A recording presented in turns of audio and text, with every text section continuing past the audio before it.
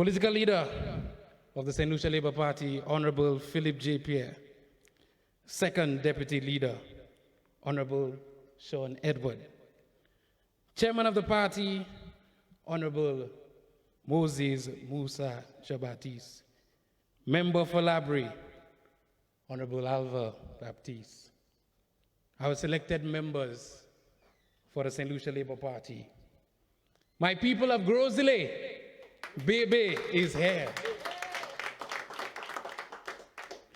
With my first ever speech on the market steps, I want to speak to my people in the most candid way.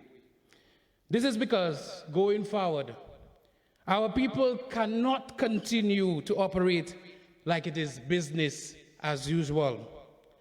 Our people need to ask themselves some questions and need to decipher whether we are truly heading in the right direction.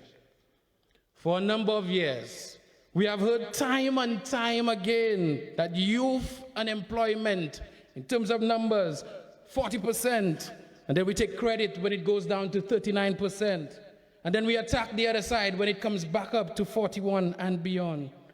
We delve into these numbers so frequently, and not enough attention is paid to the actual individual that is unemployed. I say this because we, as a people, have yet to set up in 2020 an unemployment department for young people. A department that can first register the individual that is unemployed. Take the relevant information on the individual's skill, their hobbies, the individual talents, the educational achievements, their desired educational achievements in a particular field, desired career and contact information. My people, it's only then we can begin to tackle the scourge of unemployment in a targeted way. It is only then we can create the relevant programs to deal with the issues. It is only then we can truly map out where the concentration of individuals who desire to go into construction, the arts, or hospitality, we can map actually where they reside. This information is where we start with our youth economy. You see, it's time we have a government that truly believes that our youth should be the driving force behind our economy. In the area of sports, it is time for data to be collected, which will show that our island may have a population who truly enjoys football, cricket, swimming. But we also have a huge population of our nation's youth who are more interested in car racing at the Kakabef, more interested in Moto X if the facility is built properly, cycling, karate. It is time to create that environment that ensures non-traditional sports, such as those in the gaming industry, can come to the fore. In fact, during COVID-19, millions of dollars was made by young persons participating in video game competitions from the comfort of their own home. My people, we need to stimulate youth engagement in what they love. We need to create an enabling environment for them to make money from it. Chess clubs need to be encouraged. More engagement in draft competitions, engagement in domino competitions, and the list goes on and on for our youth. St. Lucia, it is time. It is time to embrace the most abundant resource that surrounds us as an island. It is time to create the foundation and fertile soil that would allow for competitions at our beaches. It is time again for aqua action.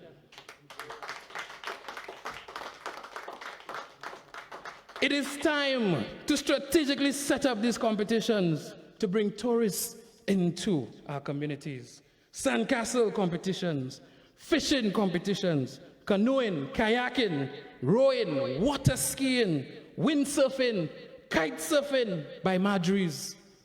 Young people, it is time to explore your potential on and around our seas. And the party that will bring this to St. Lucia is the St. Lucia Labour Party. Young people, it is time to take your place in the creative industry. It is time to take our creative talents and shape it towards industry. It is time to have an economy that ensures that persons involved in the visual arts, such as painters, sculptors, artists, illustrators, cartoonists, engravers, fashion designers, furniture designers, interior decorators, and others are given a government that would desire to spend money on them right now than on projects that would only allow them to line their pockets. Young people, it is time. It is time to live your individual dreams from the performing arts. It is time for our dancers to live in a nation that allows them to make this mere hobby income generating. It is time for our young people to give some serious consideration to becoming theater directors, spoken word specialists, actors, and professional musicians. Young people, don't mind them. Don't mind them. Continue to love and embrace your dennery segment. Continue to love it. It is not enough for a government to pay lip service to this emerging genre. It is not cool for government to ignorantly speak to the lyrics and advise the artists to clamp it down. Government should be competent enough to provide the fertile soil for the art to grow in St. Lucia. A youth economy proposed by this government through a training department will ensure the avenue for these artists to become competent enough to take the original raw lyrics of their songs and produce an edited version that can be consumed by all. This is the vision of the St. Lucia Labour Party. More training should be provided in talent management, image development, marketing, and so much more. Because guess what? Dennery segment Paka Ali Pierce Cote. Dennery segment is here to stay. It is ours. You see, it is not when you come to Carnival and jump with pale revelers and it shows you care about them. You show you care about them through the investments in their careers. It is not when you get someone to comment on Kuya Live that you actually show support to Kuya. But the policies you put in place to allow Kuya to thrive shows him you truly care. Where are those policies? Young people, I've said this before, and I'll say it again. Say no to political prostitution. It is time to say no to those who have abandoned us for 4 years and desire to use our own monies taken from us by them to pay us for their votes, for our votes. It is time to let them know we won't stand for that. You see, young people are always the targets for these politicians. They will come with $1,000 wrapped in a shirt when the election is called. Take the money. It belongs to you in the first place. But don't vote for them. Because if you do, you would have completed the transaction of being a political prostitute. It is when you vote for them in the final analysis you've completed that transaction. Do not let them believe you are fools. My people of Grosley, it is our time. We have seen a parliamentary representative who has sat down in lockstep with a government who does not listen to the plight of the people and do nothing to give us our fair share. We all know that Grosley's seat is huge, nearly 23,000 voters. A responsible government would do something about that. The government of the St. Lucia Labour Party, through an Objective Boundaries Committee, including members of the United Workers' Party, unanimously voted for splitting Grosley into 3 seats. Guy Joseph placed an injunction on that decision, and so the people of Grosley cannot get a proper slice of the pie. because of the lack of clout by the current parliamentary representative for Grosley in his own party structure, he cannot get the people of Grosley a fair share. His own party has no regard for doing what is right. His own party. I know the member for Denry North always says that our economy was built on the backs of the banana farmers of the Mabia Valley. And yes, he's correct. But St. Lucia's postmodern economy is being built largely by the entrepreneurs and the middle class of the Grosley people. Huge middle class in Grosley. A large proportion of St. Lucia's middle class lives in Grosley. This middle class is slowly being pushed back into the working class because of the policies of this current government. While the current rep is busy securing our NIC money for cardboard links, busy securing our money, how many of our small businesses have closed down? Where is the need and the support during these trying times? While he sat in cabinet and came to parliament in one voice to continue the $500 million airport project after COVID-19 hit, the entrepreneurs from Rodney Bay and Rodney Heights and Cap Estate and Bonte and Ridgeway and other areas continued to suffer the indignity of sending young people home. Where was the parliamentary representative for Grosley?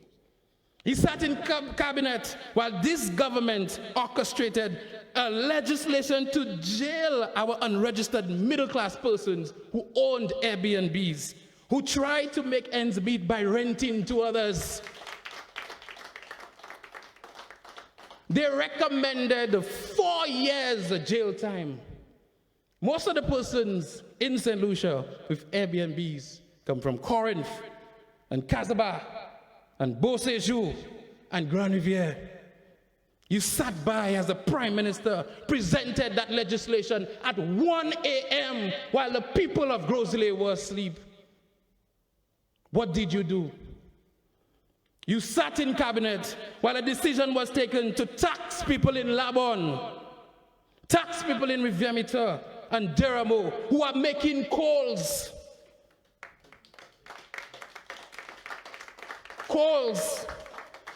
A decision was taken to tax the people of Grosley Town who want to come and catch some fish casually.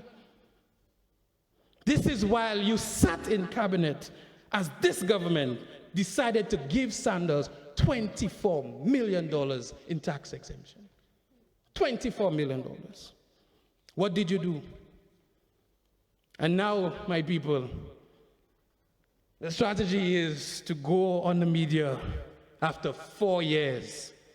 Go around Grosley after 4 years and try to distance yourself from the United Workers' Party. As if Grosley Kuyo. All of a sudden, after 4 years, you do not agree with the Alan Shastey administration. Cross the floor.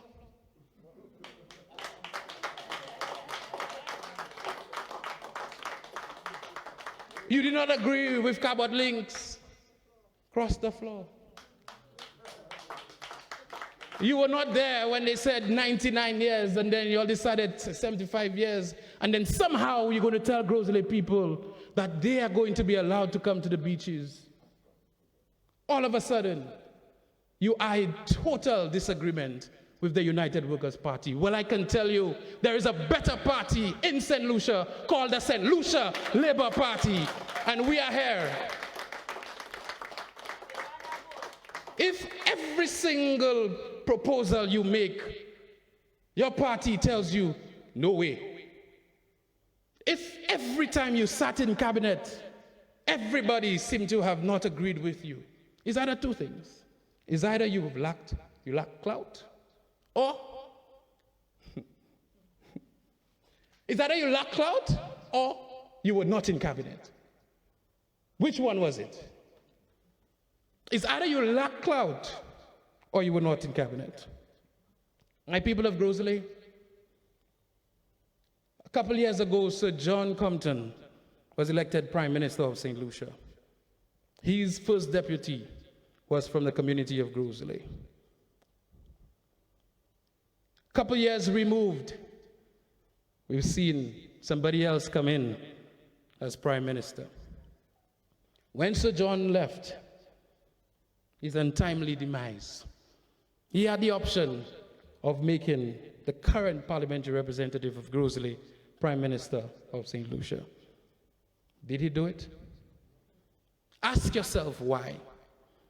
After 25 years, we've seen a party pay more attention to the likes of Guy Joseph, pay more attention to Gail Rigobert, pay more attention to Edmund Estefan, more attention to Ezekiel Joseph, their interests and their needs, while the people of Grosley suffer because there's a parliamentary representative that seemed to yield no clout and respect from his party. Not too long ago, the political leader of the SLP gave him a chance to stand up and vote and say he has no confidence in the Alan Shastney administration.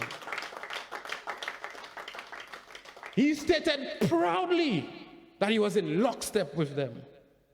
A few months ago, in his budget presentation, he boasted about the leadership of Alan Shastney. Now that the chickens have come home to roost, he's scrambling to see what he can say to the people. He has run out of ideas. And so, St. Lucia, and so, Grosley, for St. Lucia to grow, Shastney and the lazy one must go. I thank you.